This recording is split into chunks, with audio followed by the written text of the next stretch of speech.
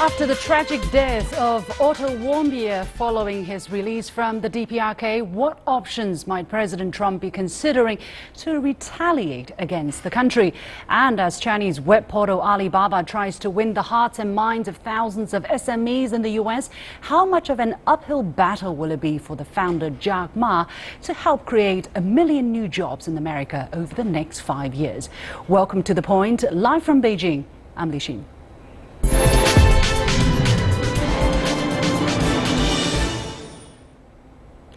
After the news that 22-year-old US student Otto Warmbier died a week after being returned to the US from the DPRK, Washington has condemned the DPRK's disrespect for the rule of law or basic human decency. In addition, it is recommending against all travel for US citizens to that country. There has been a great deal of public condemnation towards the country from around the US. So what should Washington do to appease that public anger?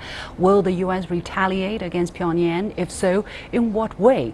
I'm joined by Dr. Ivan Eland, a senior fellow of the Independent Institute in Washington, D.C. He has been director of defense policy studies at the Cato Institute, and he spent 15 years working for the U.S. Congress on national security issues. Dr. Eland, thank you very much for joining us. First of all, help us put the incident into perspective. It's an unfortunate tragedy and a lot of emotions involved, but in the overall scheme of things, how significant is this, and should the U.S. be changing its policy purely because of this? Well, certainly there's pressure within the United States to have some form of retaliation against this heinous act by the North Koreans. They obviously turned this person over because he was about ready to die. He was in a coma, and it was induced, it seems, by drugs administered to get him to confess to something that he probably wasn't guilty of in the first place. So there is a lot of animosity. The question is, whether this will affect any sort of attempt by the Trump administration to talk to the North Koreans. And I think probably they'll be able to keep it in some sort of perspective. There have already been overflights by bombers and that sort of thing, and they'll be posturing. I think given the fact that the only thing that's preventing the pressure from being so high is that this person voluntarily went there, and the State Department, even before this, had advised people of the risks of going to North Korea, that you can be kidnapped and held hostage because the North Koreans do that to Western people to use as bargaining chips. So I think this will probably pass, but right now there's pressure because this seems like such a heinous thing for the North Korean regime to have done. Yeah, well, you just mentioned U.S. Air Force sent bomber B-1B bomber over the Korean Peninsula on Tuesday. Was this triggered by Warmbier's death? What are they trying to achieve there? Was it really just posturing, or are they trying to send a very stern message to the DPRK? Yeah, well, I think they're trying to say, this was unacceptable, and, there's going to be some retaliation or some cost for the North Korean regime to do these things.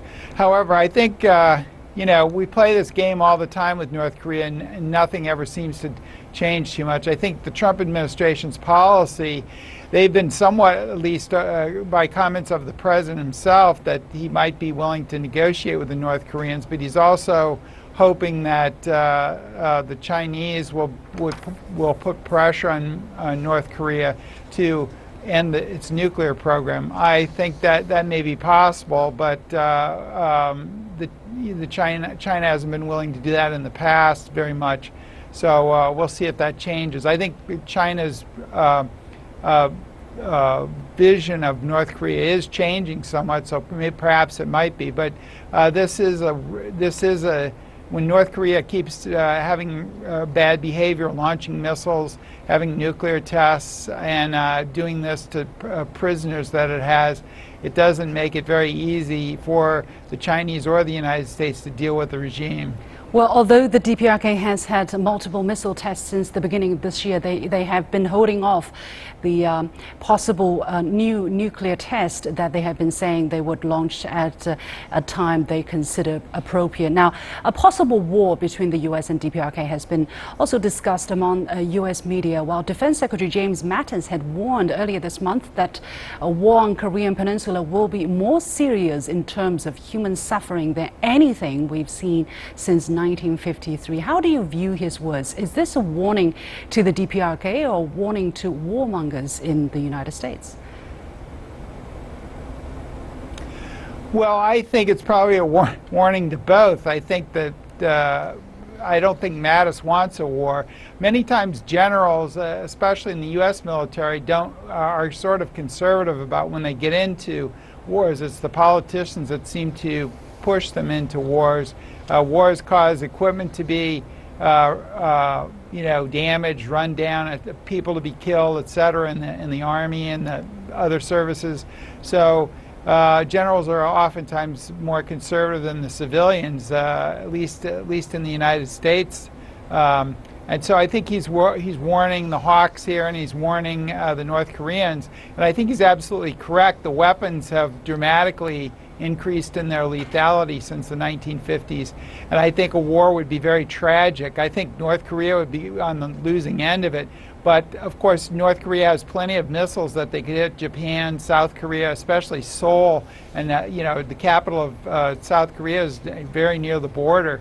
So the South Korea and the United States would probably end up winning the war, but there would be tremendous damage to U.S. allies, physical damage and other damage, and so economic damage, etc. So I don't think a war is in any country's interest right now.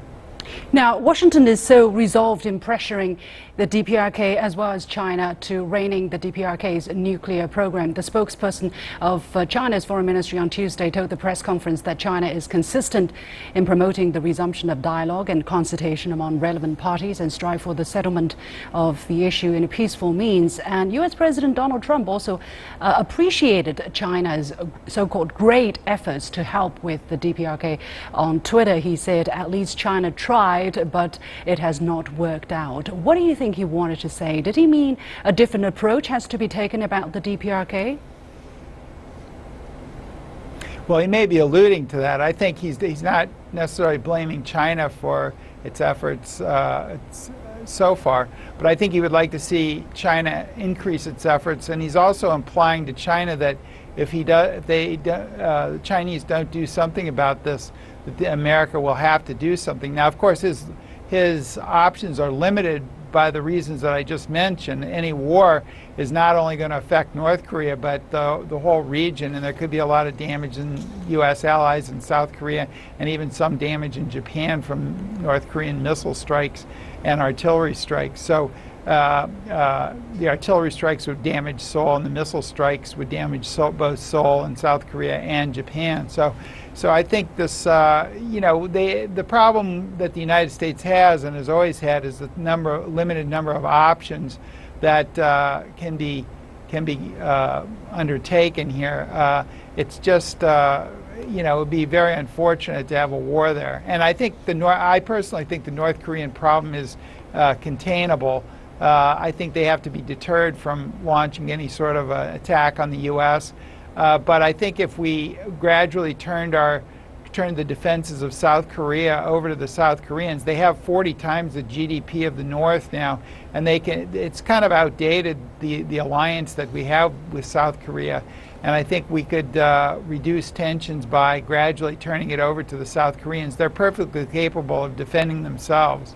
But at this moment, it seems that the United States is trying to do the opposite by pushing for the installation of the THAAD system. And by the way, there is a lot of disputes going on between the U.S. administration with the new South Korean administration. How do you look at the development on that front? Well, I think the new leader of South Korea is not, he's not as thrilled about the THAAD missile defense system as his predecessor was, and so he's sort of, putting the brakes on, at least for now.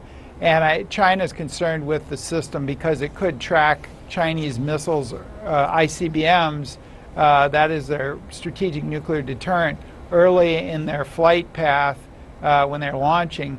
And of course, that could help nullify their deterrent, which China does not want. So the system is very controversial.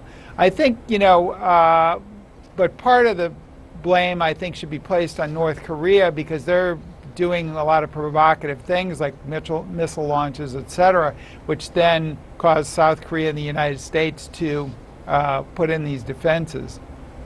Well, yeah, well, the U.S. and the Chinese diplomatic and defense chiefs are meeting in Washington for a first round of security talks as part of the 100-day plan agreed to during President Xi and President Trump's summit in Mar-a-Lago. And the DPRK will get top billing, according to Susan Thornton, the senior U.S. diplomat for East Asia. How could Warmbier's death be used to put extra pressure on China to do more on the DPRK? But this is an issue China sees a bilateral issue between the U.S. and the DPRK. Well, certainly the death will cause the Trump administration to put more pressure on China simply because they're getting a lot of pressure here because everyone feels that the North Koreans basically, caused the death and maybe even an unpleasant death and put him into a coma and then got scared and released him so that he wouldn't die in their custody. So people are very exercised about that, and that puts pressure on Trump, and he puts pressure on China. And so I think it works in that manner, and it's very unfortunate. And then, of course, there's 3 other U.S. people at least that North Korea has there, and so that people in the United States are asking, well, what's going to happen to them? So that's why the pressure is increasing on China as a result of this unfortunate death. Do you see, I have to go, but very quickly, do you see the possibility of U.S.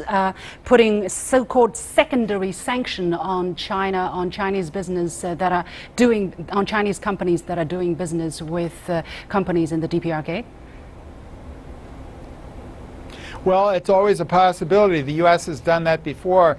There are extraterritorial sanctions, and they always raise a lot of protests with countries because, the U.S. is essentially interfering with the trade of other countries. I've never been too enthusiastic about that sort of thing, but on the other hand, there's not much the United States can do when something like this happens. I hope it doesn't come to that, and I hope that China and the U.S. can work out some deal where the Chinese companies voluntarily put pressure on North Korea through Chinese government encouragement for them to do so, rather than having these punitive sanctions, because I think that goes to the trade relationship, and I don't really want to see the trade relationship come under the U.S.-China trade relationship come under any pressure like that, because I think it's under enough pressure with Trump's protectionist rhetoric during the campaign. Okay, we have to go. Thank you very much, Dr. Ivan Eland, a senior fellow of the Independent Institute based in Washington, D.C. And here is my first point. Whether or not to retaliate, that is the tough question President Trump is faced with. If he does, how could he send a clear warning sign without making the relationship with Pyongyang even worse? On the other hand, if he does nothing, he risks being seen as lacking credibility, as weak, something clearly not in his interest, given the obstacles he already faces on the domestic front. What has been China's official reaction? Well, the Chinese Foreign Ministry has been very brief on this, calling the incident unfortunate, but hoping the United States and DPRK can resolve the issue peacefully. One person's death is tragic enough to harm more innocent people wouldn't bring him back. For a long-term, sustainable solution to the issue, cool-headedness and rationality need to prevail. In General Mattis's own words, once again, if a war breaks out on the Korean Peninsula, it will be a war more serious in terms of human suffering than anything we've seen since 1953. That pretty well sums it up.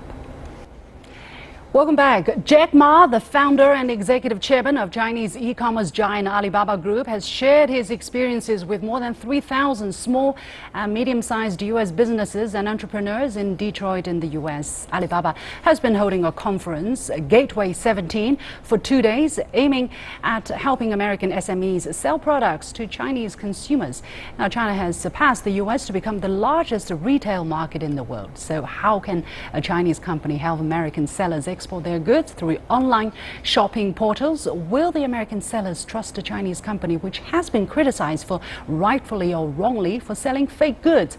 I'm joined in Washington, D.C. by Dr. Yukong Huang, a senior fellow at the Carnegie Endowment for International Peace, and on the line by Webb Smith, director of e-commerce at Gear Patrol, who has participated in the conference. Welcome, gentlemen, to both of you. Dr. Huang, first of all, in Jack Ma's first day's appearance, he mentioned an issue of great concern, as I mentioned, fake or counterfeit products that Alibaba, has been accused of, and said that Alibaba is the leader in counterfeit efforts. The company has to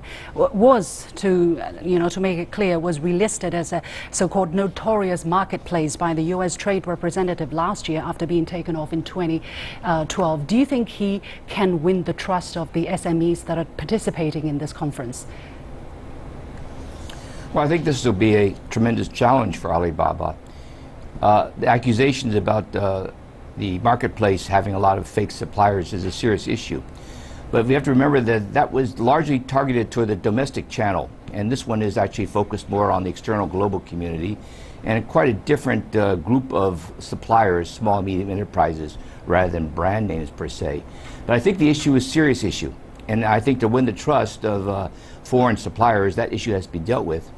Domestically, there is a great deal of confidence, in fact, in the quality of American or external firms, as opposed, in some sense, with Chinese firms, where there's tremendous variation in terms of the quality standards.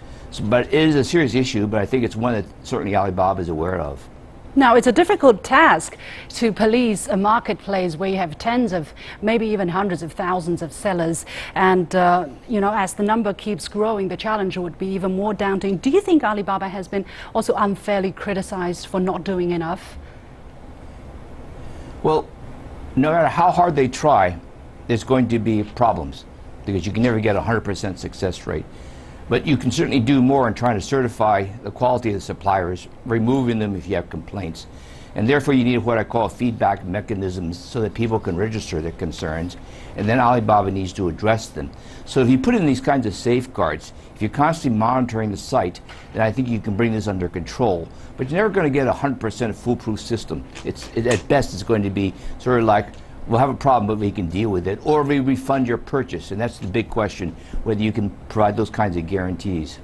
So the SMEs who are trying to join his platform also need to be aware of that. I mean, as much as you can try, there will always be people who want to, just copy or counterfeit good products and sell them at a much cheaper price. Let me come to you, Mr. Smith. Now, you participated in this conference, and it is said that there are a much more active participation to this conference than Alibaba had anticipated. What was your take during the first day of the event? From what I saw, the American small business owners are really excited for the opportunity to grow their businesses across borders. Alibaba has done a good job of presenting the business owners as the customers versus the American paradigm of Amazon having customers being the person receiving the packages. So from what I saw, the enthusiasm came about because Jack Ma connected with the business owners as the people that he's trying to build and the businesses that they're trying to build with them. From your personal perspective, are you worried about what we talked about, these fake and counterfeit products coming from other people? Once they see a good product on the platform, they want to, copy that and make the best out of it. Have you that concern as well? One thing that I know as a guy with the marketing background is that brand equity is very important. There will always be a counterfeiting problem. There's a counterfeiting problem in the real world. That problem will reflect on digital channels. But The brands with true brand equity will stand out, and I do think that the Chinese middle class will appreciate these brands and that these brands will flourish. It's a problem that we will face, but I'm pretty sure that the most savvy of the brands will find a way to overcome them, and the platform itself will adjust to make sure that these brands are honored. As you said, China's fast-growing middle class is now almost as large, or if not larger, than the entire U.S. population, and they're increasingly looking for to purchase high-quality products from America, from everywhere around the world. What do you think they're looking for? What kind of products they will be looking for, and what do you think companies like you, can offer to them? Sure. Well, China's middle class is double the American population, which is staggering. One thing that I think that they are looking for is the best of what America has to offer, just like we look for what the best that China has to offer. And I think that we have a lot to offer. In that sense, I look forward to Alibaba accomplishing its pledge to our U.S. government by building 1 million jobs.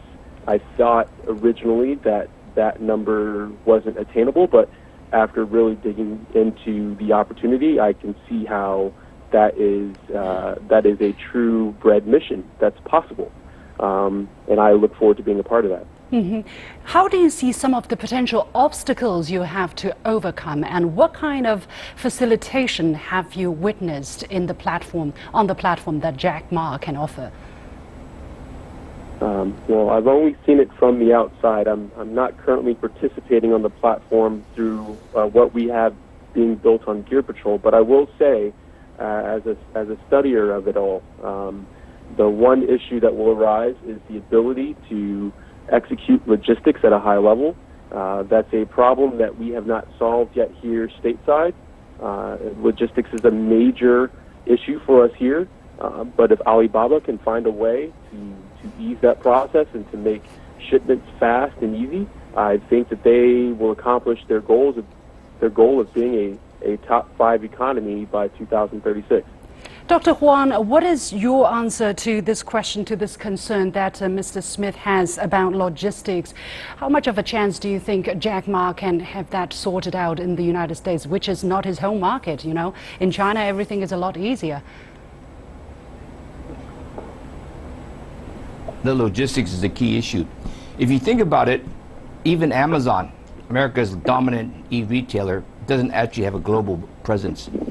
And no major e-retailer anywhere in the world has been able to go outside their borders to a large extent, and logistics is part of the problem. I think Alibaba has a special issue, though.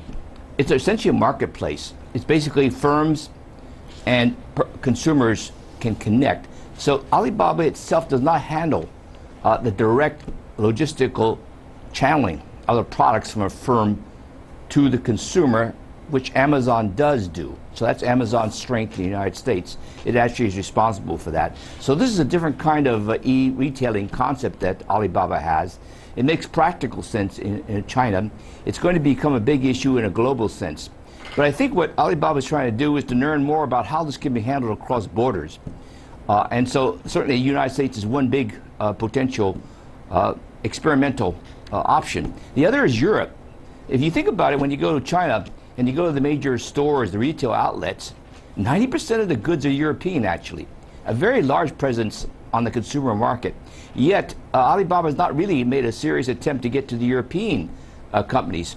So they're making a major attempt to the American company, and I think it makes a lot of sense. But we shouldn't underestimate the challenges that the company will face. Yeah. What do you think they have to adjust, they have to do? I mean, if you're in Europe, and according to my personal experience, it's actually quite convenient to buy goods from China because many Chinese sellers have made good use of European local portals to sell stuff to the to customers locally in Europe. The other way around, will it be easier? Will it be possible? I mean, foreign sellers are not known to be faster and cheaper than their Chinese counterparts. No, this is where Alibaba has a very ambitious agenda here, because you're targeting small, medium enterprises. So they don't have what I call the traditional time-tested logistical support, the outlets, the people that can package the goods and services. This Alibaba needs to work on. And if they do this, I think this will be a really good way of reaching many smaller businesses which formerly didn't have access to the Chinese market. So in fact, that's the major value added that Alibaba needs to provide. Well, Mr. Smith, let me ask you about some of the operational details. For instance, if you really go on to Alibaba, would you be worried about, the cultural and the language barriers? Because if you want to sell to the Chinese, how are you going to communicate with the Chinese buyers on a day-to-day basis? It's a really good question. It will take some level of sophistication to work as a small business within the Tmall/Alibaba platform. I will admit that. But it's certainly sustainable and it's doable. One thing that I'd like to point out from the gentleman's earlier comments is that Amazon is also a marketplace. I want to say 45% of Amazon's business is through the marketplace from small entrepreneurs, small business entrepreneurs. That being said, though language barrier is an added difficulty, you also have small business owners that are learning a major system as quickly as possible so that they can participate through Amazon's channels. So again, the opportunity is very vast for American business owners that want to participate on Alibaba's platform. And, I think that if they can do that, one thing that they're going to have to do is find a way to bridge that gap, and it'll be worth it to them. And do you think it is also necessary for American SMEs to really open up their mind and be adaptive and flexible as well? Yes, I do. Okay, thank you very much, gentlemen. We have to leave it there. Dr. Yukong Huang, a Senior Research Fellow at the Carnegie Endowment for International Peace, and Mr. Webb Smith, Director of E-commerce at Gear Patrol. And here is my last point. Given Donald Trump's verbal attacks on China during his presidential campaign, it's ironic that one of his pledges to create jobs in America might well be helped by a Chinese entrepreneur. But Jack Ma obviously knows a thing or two about e-commerce, and if one is to believe his claims, this could be very good news for America. But, and it's a big but, many are saying that his promise to create 1 million jobs in the US in 5 years is a goal that remains implausible. It's true Alibaba has only around 50,000 employees in China, but adding all the jobs that would be created or sustained as a knock-on effect of the potential boom in online sales from markets not just in China but around the world, the number could be much higher. What is important is that both he and the US SMEs will have to adapt to each other and to the Chinese customers, and there will be a lot of details to be worked on in the process. So let's not dismiss it out of hand. The potential could be huge. And that's all for this edition of The Point with me, Liu Xin. As always, follow me on Twitter or visit our Facebook page using the handle The Point with LX. Download the application called CGTN Live to watch our show on your mobile devices, or go to YouTube and look for CGTN The Point. Thanks for watching. You've got the point.